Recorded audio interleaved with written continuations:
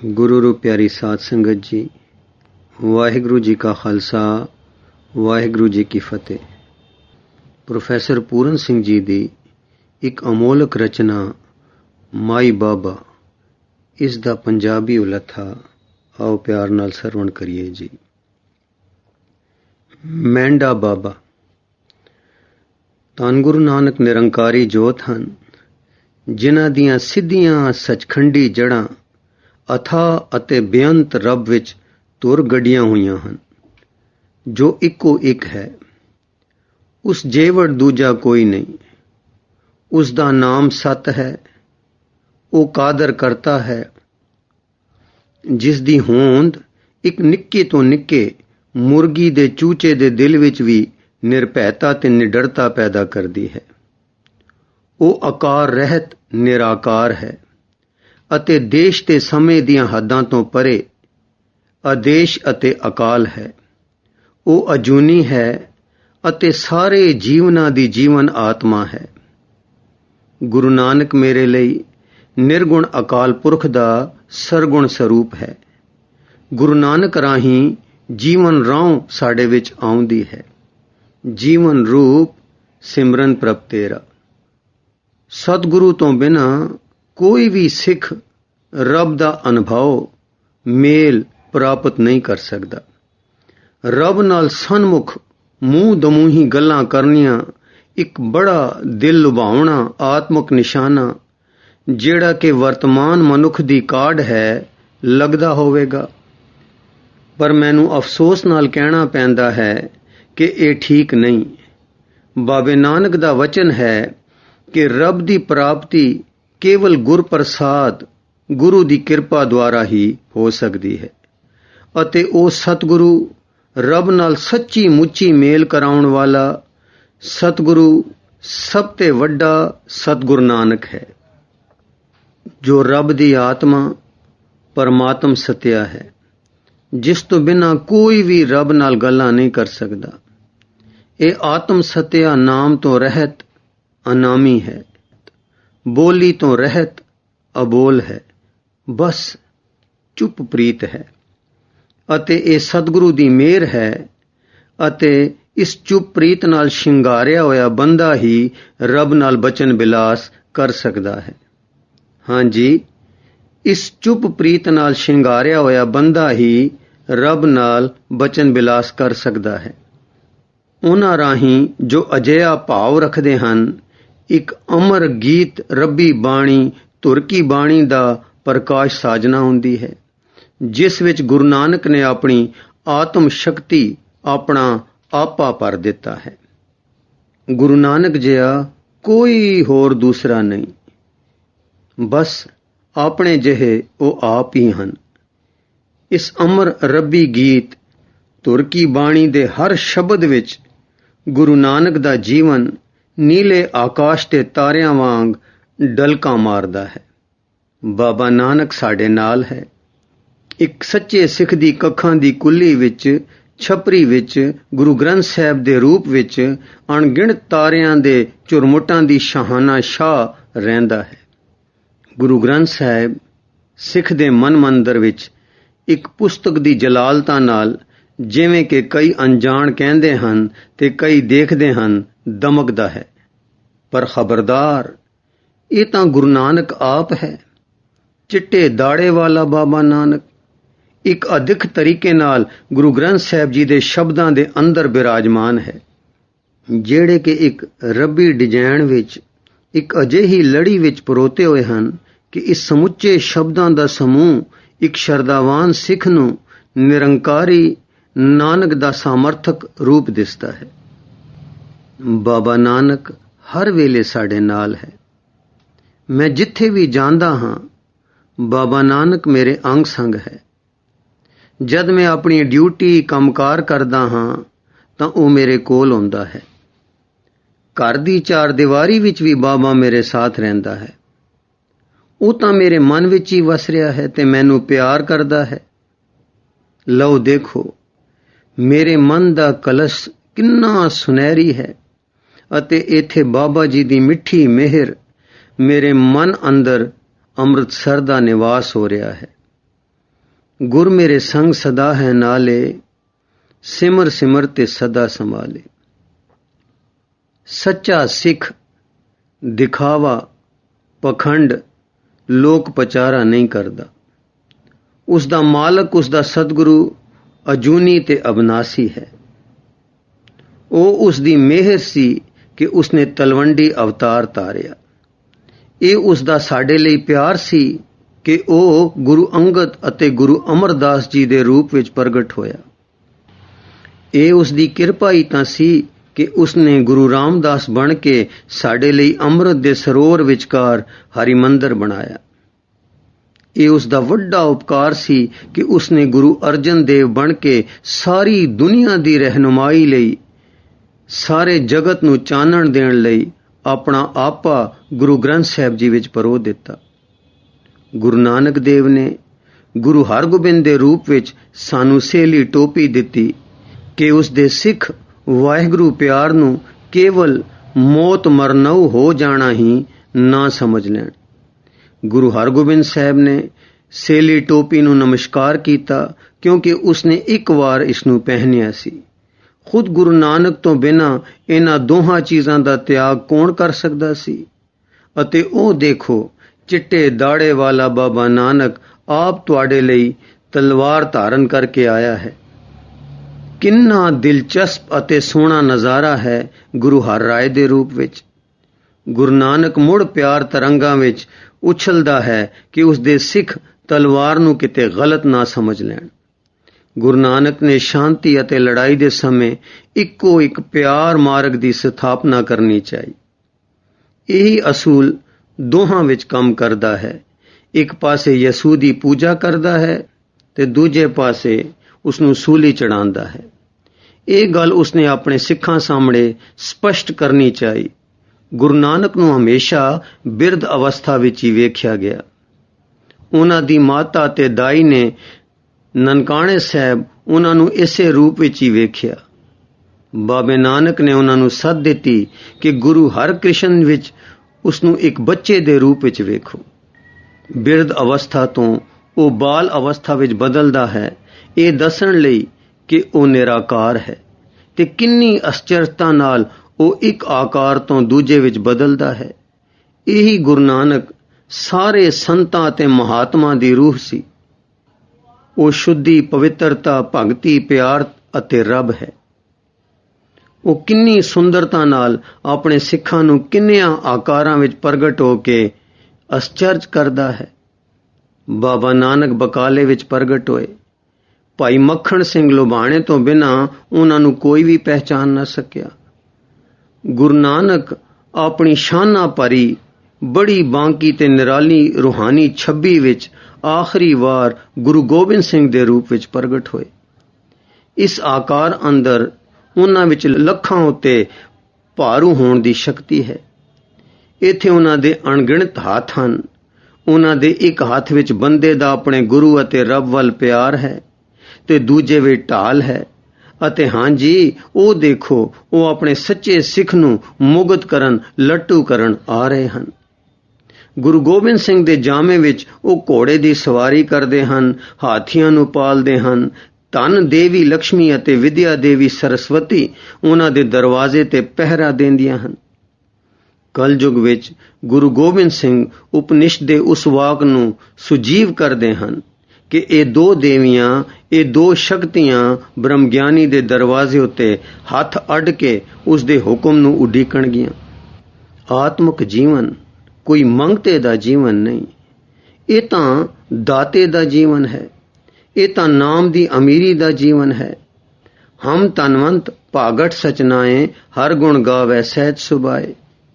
ਇੱਥੇ ਰੋਟੀ ਪਾਣੀ ਦੀ ਭੁੱਖ ਨਹੀਂ। ਦੁਨੀਆ ਦੀਆਂ ਚੀਜ਼ਾਂ ਕਬਰਾਂ ਦੇ ਹਨੇਰੇ ਜੀਵਨ ਲਈ ਨਹੀਂ ਦਿੱਤੀਆਂ ਜਾਂਦੀਆਂ, ਪਰ ਉਹਨਾਂ ਮਹਿਲ ਮਾੜੀਆਂ ਲਈ ਦਿੱਤੀਆਂ ਜਾਂਦੀਆਂ ਹਨ ਜਿਨ੍ਹਾਂ ਦੇ ਫਰਸ਼ ਰੋਜ਼ ਚੰਦ ਸੂਰਜ ਸਾਫ਼ ਕਰਦੇ ਹਨ। ਹਵਾ, ਪਾਣੀ, ਅੱਗ ਤੇ ਹੋਰ ਸਭ ਕੁਦਰਤ ਦੀਆਂ ਸ਼ਕਤੀਆਂ ਉਹਨਾਂ ਦੇ ਹੁਕਮ ਅੰਦਰ ਹਨ। ਗੁਰੂ ਨਾਨਕ ਦੇ ਸਿੱਖ ਪੀਲੇ, ਕਰੂਪ, ਮਾਯੂਸ, ਮੂਰਖ, ਨਿਰਬਲ ਤੇ ਕਾਇਰ ਨਹੀਂ ਹਨ, ਜਿਹੜੇ ਕਿ ਗਲਤ ਤਰੀਕੇ ਨਾਲ ਭਾਣਾ ਮੰਨਦੇ ਹੋਏ ਸਾਰੀਆਂ ਚੀਜ਼ਾਂ ਦਾ ਤਿਆਗ ਕਰਦੇ ਹਨ। नहीं, ਉਹ ਤਾਂ ਲਾਲ ਗੁਲਾਬ ਨੂਰਾਨੀ ਚਿਹਰੇ ਵਾਲੇ ਤੇਜਸਵੀ ਹਨ, ਜਿਹੜੇ ਨਾਮ ਰੰਗ ਵਿੱਚ ਰੰਗੇ ਪਿਆਰ ਵਿੱਚ ਡੁੱਲ ਡੁੱਲ ਪੈਂਦੇ ਤੇ ਇਲਾਹੀ ਰਸ ਸਵਾਦ ਵਿੱਚ ਖਿੜੇ ਗੁਲਾਬ ਕੁਦਰਤੀ ਬਹਾਦਰ ਤੇ ਸਦਾ ਤਿਆਰ ਬਰ ਤਿਆਰ ਹਨ। ਸਿੱਖ ਚੰਗਾ ਹੈ ਕਿਉਂਕਿ ਉਸ ਦਾ ਸਤਿਗੁਰੂ ਸਦਾ ਸੱਚਾ ਹੈ, ਅਬਨਾਸੀ ਹੈ। ਸਾਹਿਬ ਮੇਰਾ ਸਦਾ ਸਦਾ ਨਾ ਆਵੇ ਨਾ ਜਾਏ, ਉਹ ਅਬਨਾਸੀ ਪੁਰਖ ਹੈ, ਸਭ ਮੇ ਰਹਾ ਸਮਾਏ। ਸਿੱਖ ਗੁਰੂ ਦੇ ਅਵਤਾਰ ਦਿਨ ਅਤੇ ਜੋਤੀ ਜੋਤ ਸਮਾਵਣ ਦੀਆਂ ਤਾਰੀਖਾਂ ਬਾਰੇ ਭੰਬਲ ਭੂਸੀਆਂ ਵਹਿਮਾਂ ਵਿੱਚ ਨਹੀਂ ਪੈਂਦਾ। ਅਜਿਹੀਆਂ ਗੱਲਾਂ ਤਾਂ ਮਨੌਤੀ ਸੰਗਤਾਂ ਨੂੰ ਹੀ ਚੰਗੀਆਂ ਲੱਗਦੀਆਂ ਹਨ। ਮਨੌਤੀ ਸੰਗਤਾਂ ਨਵੇਂ ਘੜੇ ਨਾਵਾਂ ਥੱਲੇ ਹੀ ਜੁੜਦੀਆਂ ਹਨ ਅਤੇ ਇਹ ਚੰਗੀ ਗੱਲ ਹੈ ਕਿ ਉਹ ਜੁੜ ਕੇ ਬੈਠਦੇ ਹਨ। ਜਿਹੜਾ ਸਿੱਖ ਸਾਰੀ ਉਮਰ ਵਿੱਚ ਕੇਵਲ ਇੱਕ ਵਾਰੀ ਗੁਰੂ ਦਾ ਨਾਮ ਲੈ ਕੇ ਉਸ ਨੂੰ ਮੇਰਾ ਪਿਆਰਾ, ਮੇਰਾ ਬਾਬਾ ਧੰਨ ਗੁਰੂ ਨਾਨਕ ਕਰਦਾ ਹੈ, ਉਹ ਗੁਰੂ ਨਾਨਕ ਨੂੰ ਇੰਨਾ ਪਿਆਰਾ ਹੋ ਜਾਂਦਾ ਹੈ ਕਿ ਉਹ ਸਿੱਖ ਨੂੰ ਉਸ ਦੇ ਲੱਖਾਂ ਜਨਮਾਂ ਤੱਕ ਵਾਜਾਂ ਮਾਰਦਾ ਰਹਿੰਦਾ ਹੈ। ਉਹ ਸਿੱਖ ਦੇ ਘਰ ਆਪ ਜਾਂਦਾ ਹੈ ਅਤੇ ਉਸ ਦੇ ਮਨ ਮੰਦਰ ਦਾ ਦਰਵਾਜ਼ਾ ਸਦੀਆਂ ਤੱਕ ਖੜਕਾਉਂਦਾ ਰਹਿੰਦਾ ਹੈ।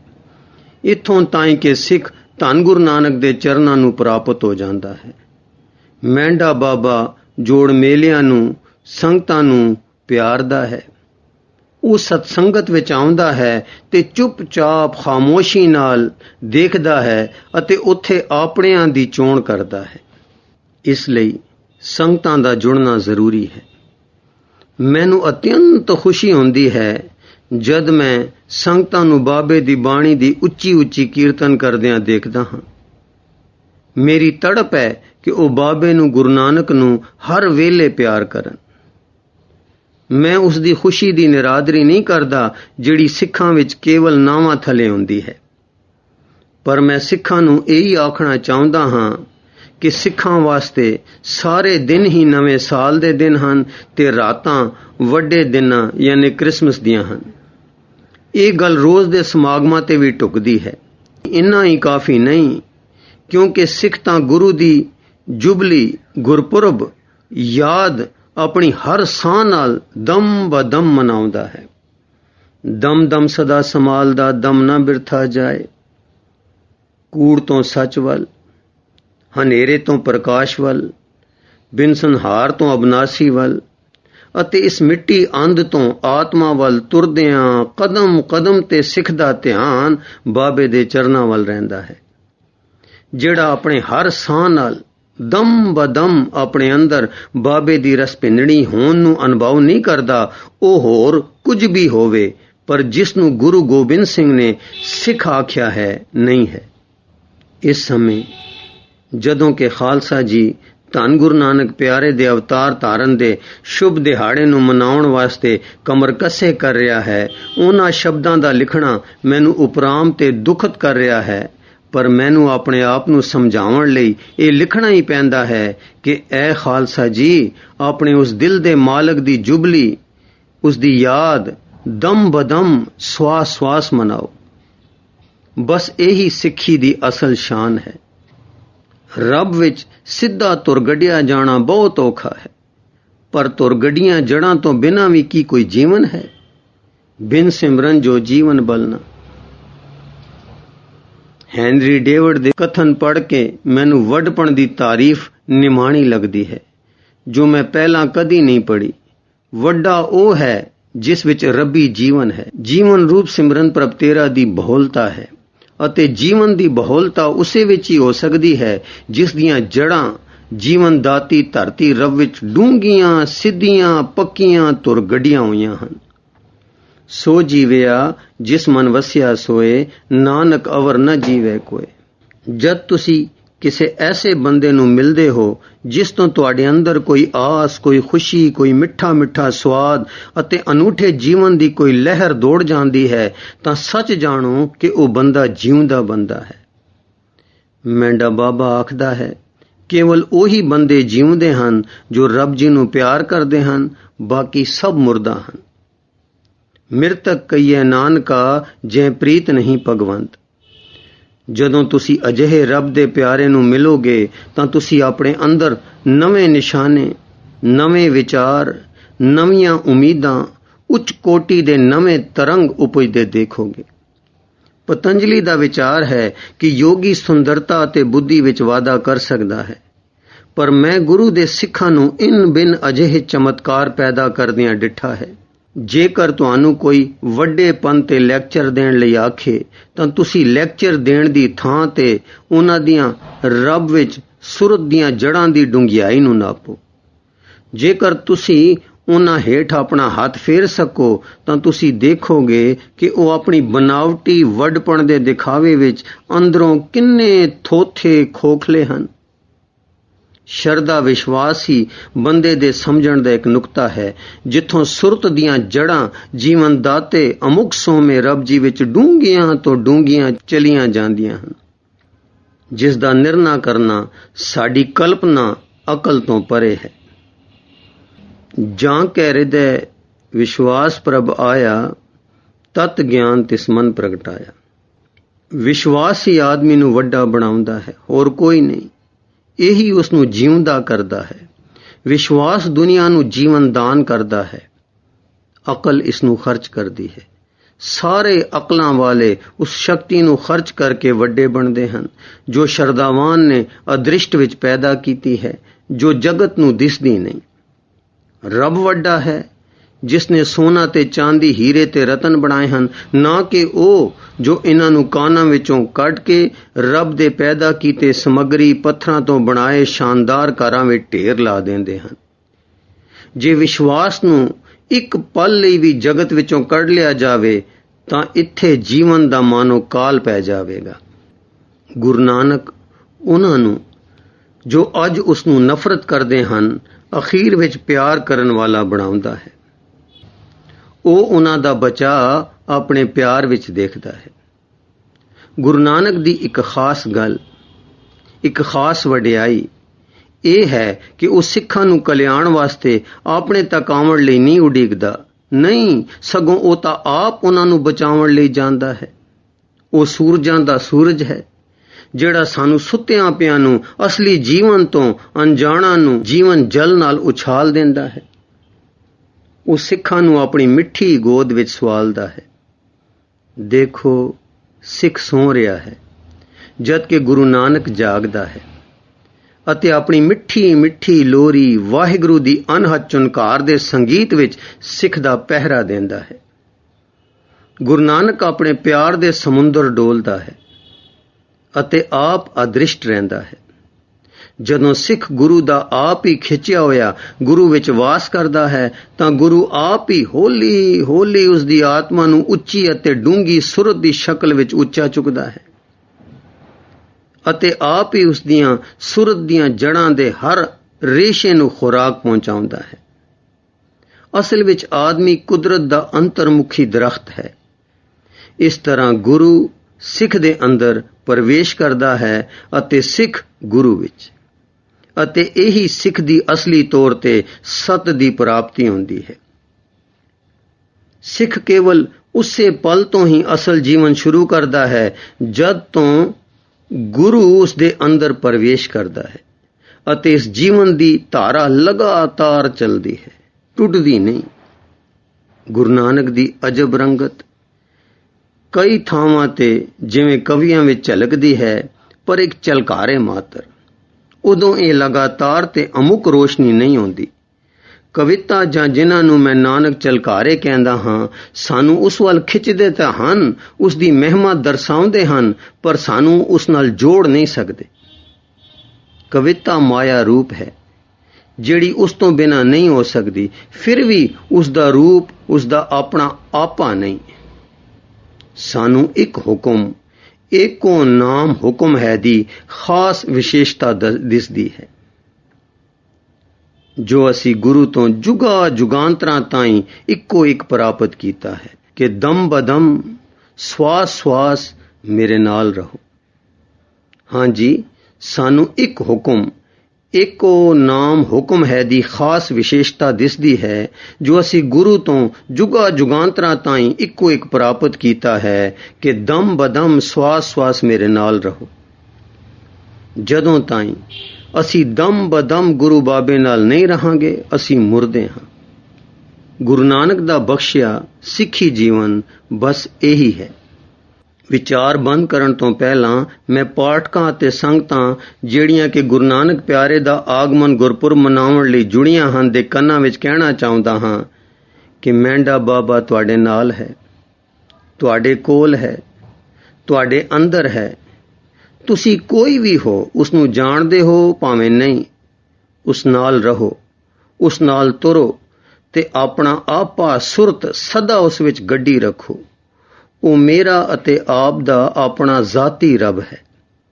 ਇਸ ਧਰਤੀ ਤੇ ਹੋਰ ਕੋਈ ਵੀ ਸਰੋਕਾਰ ਯਾਨੀ ਤਾਲੁਕ ਨਾ ਰੱਖੋ, ਬਸ ਕੇਵਲ ਉਸ ਨੂੰ ਪਿਆਰ ਕਰਨਾ, ਸੱਚੇ ਦਿਲੋਂ ਪਿਆਰ ਕਰਨਾ ਹੀ ਆਪ ਦਾ ਕੰਮ ਹੋਵੇ ਅਤੇ ਇਹ ਸਵਾਸ ਸਵਾਸ ਦਮ ਬਦਮ ਉਸ ਵਿੱਚ ਜੀਵਣਾ, ਉਸ ਨੂੰ ਸਿਮਰਨਾ ਹੀ ਹੈ।